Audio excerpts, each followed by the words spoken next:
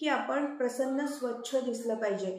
आपण स्वतःची जर शारीरिक स्वच्छता ठेवतोच, त्याचप्रमाणे आपण घराची सुद्धा ठेवली पाहिजे आणि मनाची सुद्धा ठेवली पाहिजे. तर आता शरीराच्या स्वच्छतेसाठी तर आपण स्नान वगैरे करतच असतो, पण मनाच्या स्वच्छतेसाठी काय केलं पाहिजे, तर मेडिटेशन केलं पाहिजे. खूप काही चांगल्या गोष्टींचं आपण वाचन केलं पाहिजे, पठण केलं पाहिजे, मनन चिंतन केलं पाहिजे. आता म्हणजे ही गोष्ट फक्त म्हातारपणीच करायची असते असं काही नसतं.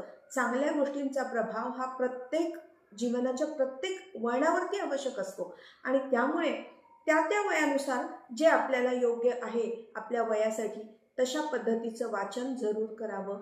जर वाचन होत नसेल तर आजकाल तर आपल्याला म्हणजे हाताशीच आपल्या हे सगळे सोशल मीडिया वगैरे अवेलेबल आहे आणि त्यातून सुद्धा आपण काही चांगल्या कॅसेट्स वगैरे लावून काही चांगले व्हिडिओज आपण पाहू शकतो. तर अशा पद्धतीचं घरामध्ये सतत काहीतरी